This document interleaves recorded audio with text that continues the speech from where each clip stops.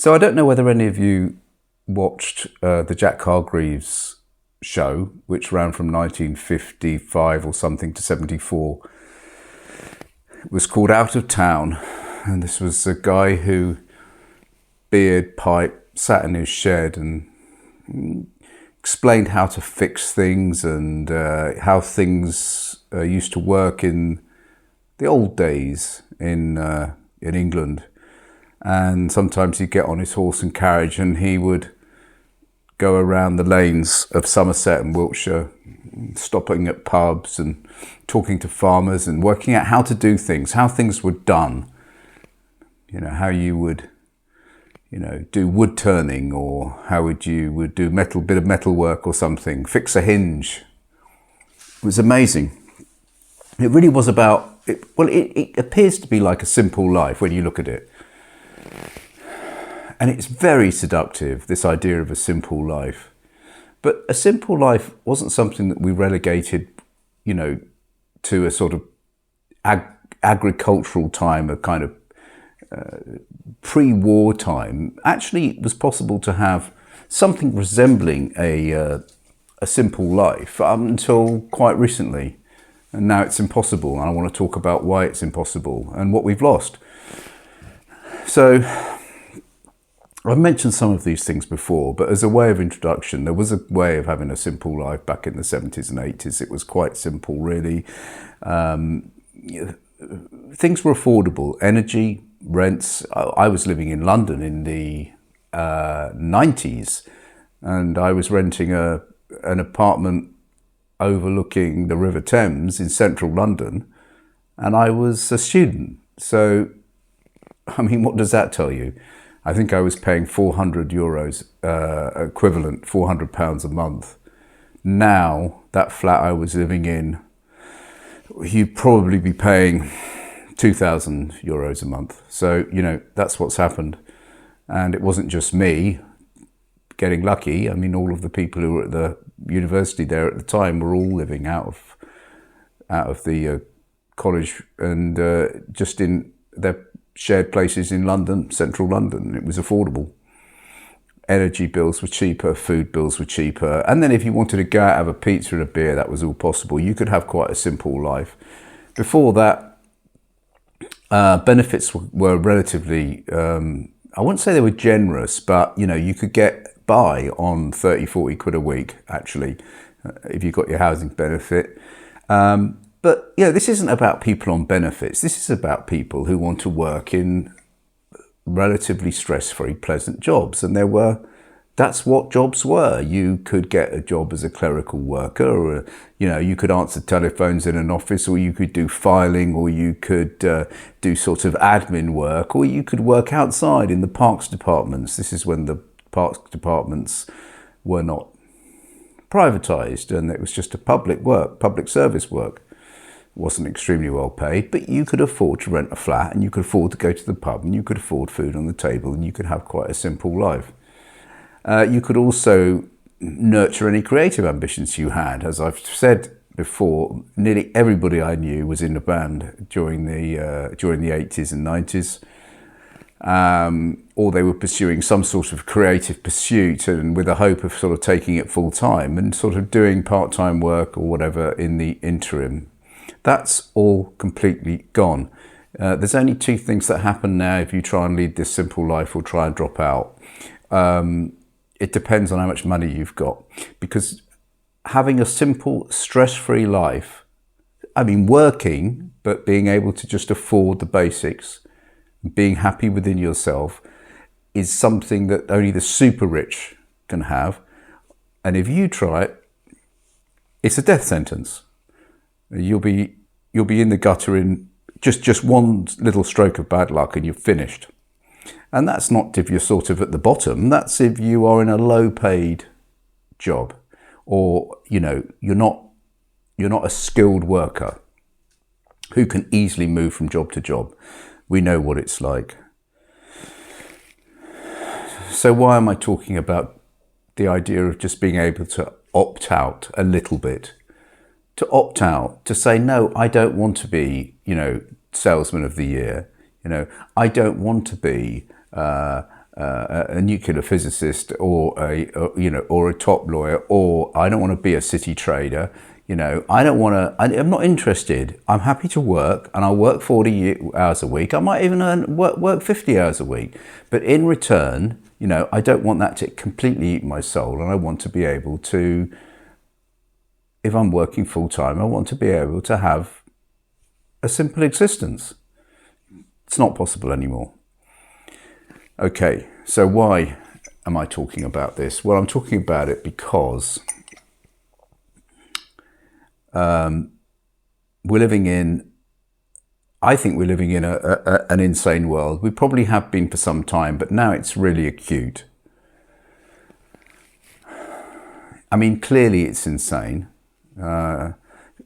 Trump suing the BBC because of a sort of editorial error on one programme, Panorama, and yet he can say 14,000 lies a year, and that's a quote from the Washington Post.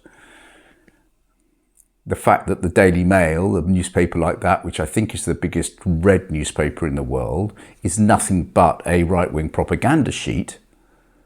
So that's okay, but it's all. I'm not going to go on about the BBC and why they're out to get the BBC. I actually talked about that in my last video, and I was ranting then, so you can listen to that.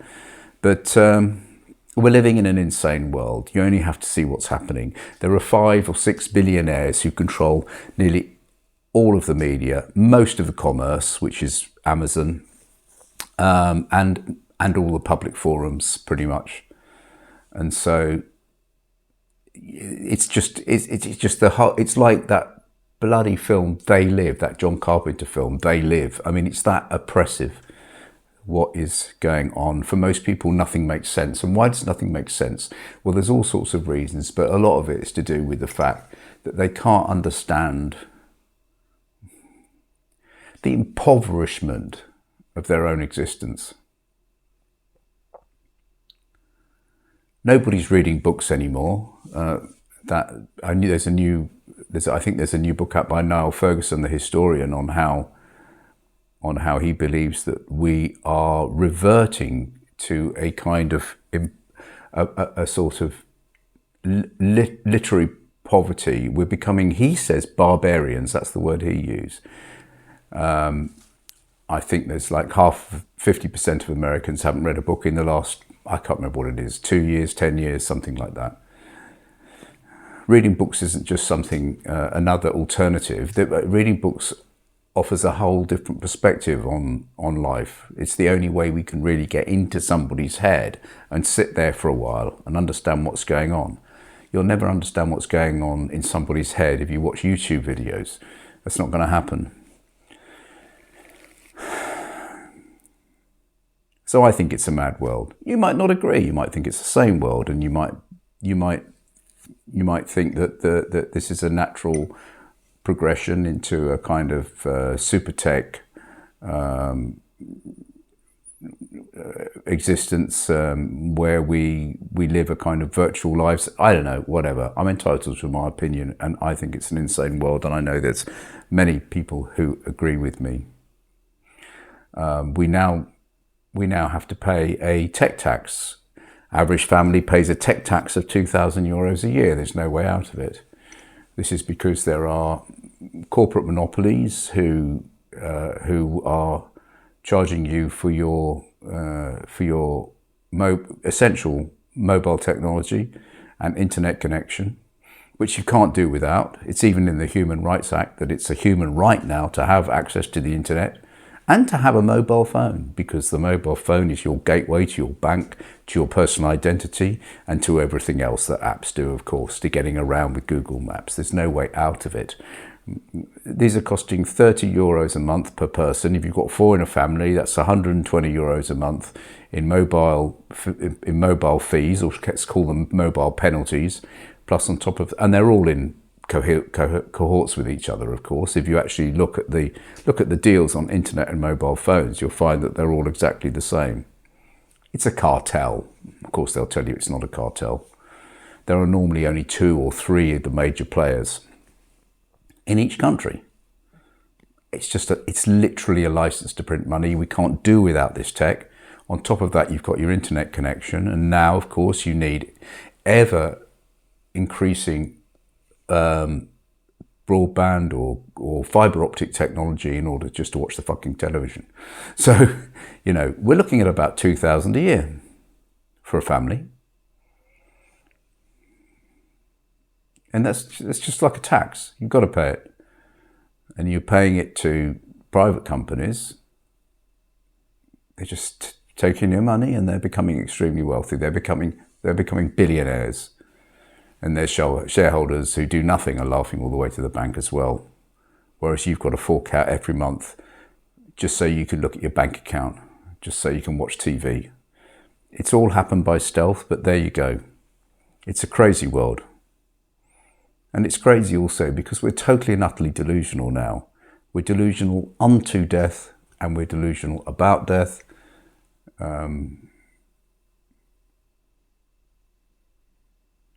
We have the human soul is evaporating. That's how I feel anyway.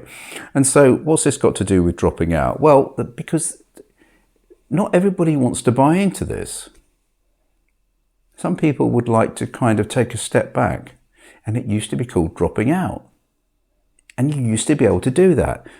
Don't confuse dropping out with kind of becoming a hippie or something and sitting around smoking weed. I'm just talking about taking a step back from a crazy world. They hate the fact that we rejected what they think of as our Christian heritage. And they think now the world has adopted a kind of moral nihilism. And that's why there's the rise of this extremely powerful pseudo-neo-Christian, they're not really Christians, I always say that, but they kind of have they bring a Christian morality with them, goodness knows why. And so that's where we're heading, backwards. And so I don't want to go there. I don't want to be forced to get on my knees and worship gods I don't believe in or worship rules I don't believe in. So I want to drop out. How do you drop out? Well, it's impossible now. It's a death sentence. That's what I'm saying. There was more sense in the world 2,000 years ago, in Mesopotamia and places like that, the birthplace of civilization. Then women were equal then. The culture was very rich, and there was this really tremendous idea about how we could engineer, a good society. We're kind of turning the clock back to a time even before Mesopotamia. It's primitive. Anyway, that's what I think. So I want to drop out. Now, there are certain ways that people drop out, and one of them is you either do it consciously or you do it unconsciously, and that's what was the name of that? Lang's. He was the guy who, and I'm paraphrasing, he said that insanity, going mad, becoming psychotic, becoming super depressed, being full of anxiety and fear was a natural response. A sane response to an insane world. And we can see how that is happening. And I've been reading Charlie Chaplin's biography by Peter Ackroyd. And one of the things in there is it talks about London in the late 19th century and early 20th century. And it was a time when if you didn't have money, you were in real trouble. You might end up in a sort of workhouse or something. And Charlie Chaplin's mother, like many of the mothers of the time, had been abused to some extent by their partners, and they were just going from lodging to lodging, dragging the two children behind them. And they had nothing, and they would sell themselves for sex in order to put bread, a little chunk of bread on the table. It was that. And year after year after year, that's what it was like for people who didn't have any money back then. And these women used to go mad. And men as well.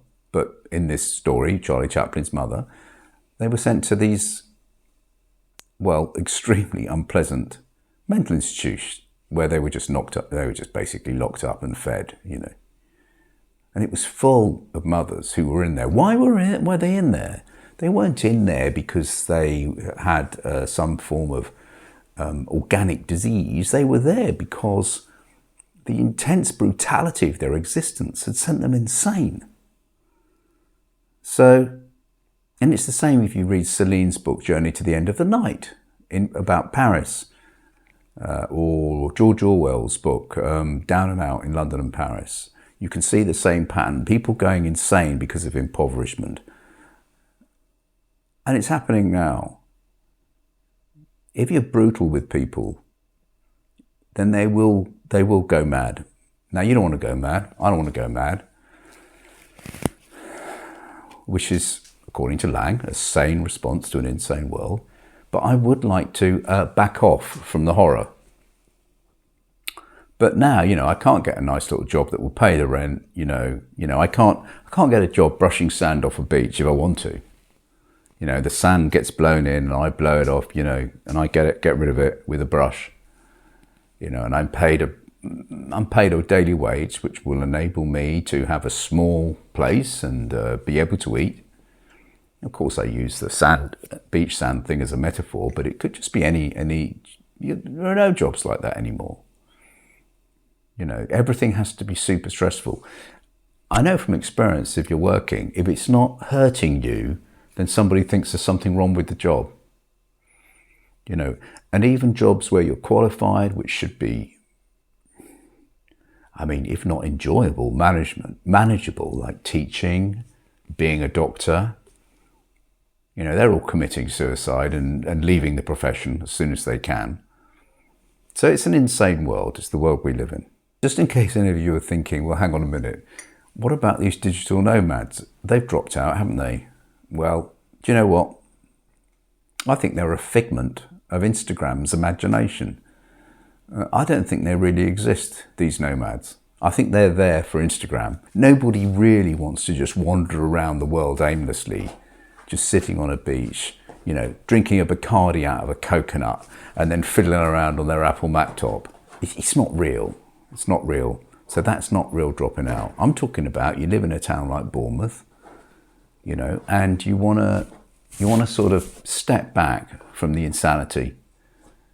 You want to give yourself a little bit of space. You don't want to stress yourself.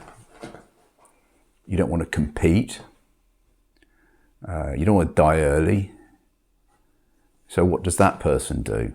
And as I said at the beginning, there's not much you can do now. Things have changed. I think of something positive to try and say advice about this. I have written a lot about this in the past, but I wrote about this 25 years ago when it was actually possible to opt out a little bit. I think maybe you could still do it. I don't know. I don't live in the UK, so I don't know what the situation is in the UK. I know it's dire, but I don't know exactly the details.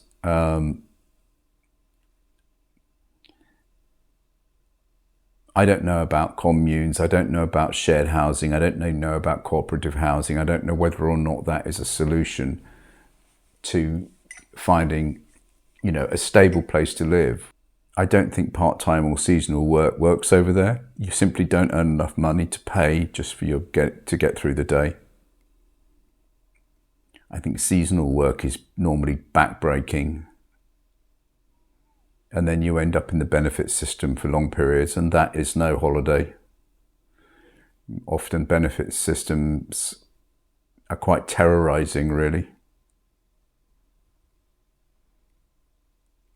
I don't know whether rural areas are easier than cities or whether it's the other way around. I don't know whether there are certain regions where rents are tolerable and where you can find work or, work from home in some way.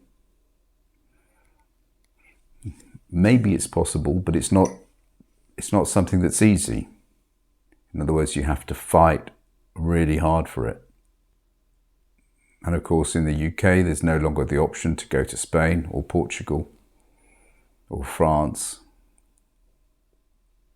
or Scandinavia like there was. You're trapped on that island now. And also you get easily caught up in having everything you do has to be tied up with bringing money in because you're on a low income. You can't really have hobbies, or you can't really build a life outside anything that's income based, because you feel it's a waste of time. You've got to be bringing more money in. So that sort of puts the creative life to bed, doesn't it? I don't think it's possible now to drop out economically. It's something of the past, and it's only getting worse. One of the other ways, of course, that you used to be able to get into the slipstream if you didn't like what was going on, if you didn't like the fact that this world was insane, you didn't want any part of it, was you could go a little bit insane, but on your own terms. This was called it being eccentric, eccentricity, becoming an eccentric, sort of giving up the styles and fashions of the day, letting go of any expectations that anyone else or yourself has about yourself and life. Cutting out social media, I suppose, would be considered eccentric now. Can you imagine? People would say, what do you mean you don't? Or using one of those dumb phones instead of a smartphone, which is actually getting impossible now because you do need your smartphone for pretty much everything. But it's sort of possible. But you're certainly creating boundaries around this sort of accelerated technology, which is going nowhere. It's going to hell. So it's not a bandwagon you might to get on. Sort of building a life that's kind of separate from online culture. I mean, you know there's nothing there. And you know there might be something if you devolved yourself from it. So you would become like an invisible eccentric to an extent. Yeah, you wouldn't be the guy with the crazy pipe, you know, who wears pink jacket and has a feather cap and cycles to Tesco on a penny farthing. Yeah, you wouldn't be him, you know, the typical traditional eccentric, but you'd be slightly eccentric insofar as you had kind of spiritually devolved from at least some of the most obvious manifestations of this insanity. And also there's this issue with relationships. Relationships are dwindling, be it friendship, be it a significant partner, lover, sexual partner, be it really good companions, be it great teams in life of one sort or another, and even close families. All of this is sort of disappearing as well. Again, I think a lot of it's to do with digital technology. You know, you don't really need anyone if you've got a phone and you've got notifications and you become obsessed with how many likes you've got. You know, if you're going down that road, then what else do you need? You kind of get all your little satisfactions from that, all your little distractions from that. So you could go against the grain actually and nurture those relationships and maybe still build sort of strong friendships, of course, which which the Greeks said was the sort of highest calling of man, to have really good, strong friendships. Epicurus, of course. You could go against the grain and actually build strong relationships. If you can find anybody who'll listen to you. Everybody's staring at the phone, aren't they? Yeah, there are some tough decisions to be made. Wherever you are in life, wherever you are on the hierarchy, you know, how much of the insanity you're going to absorb and how much of it are you going to reject? And how do you reject it? And where do you go? And what do you do? And what can you nurture in a world that's becoming increasingly devoid of what we used to consider the sort of human imperative, the human imperatives of contact, relationships, of a kind of absence of fear in our daily existence. There's no doubt things have become harsher. They're more expensive and less forgiving of people who don't follow the mould. And that's why I said in the on the YouTube title that it's a death sentence dropping out. I think it is a death sentence dropping out if you get it wrong. I think you end up in the gutter. If you have no stability of residence and you end up on the street, if you lose your relationships, if you turn to drugs and alcohol to try and get through the difficulties, if you're impoverished food-wise, if you become isolated, if you end up living in kind of rotten, damp-ridden digs. I'm not talking about a few people. This is happening to millions and millions of people in the UK alone, let alone everywhere else. And it is a death sentence.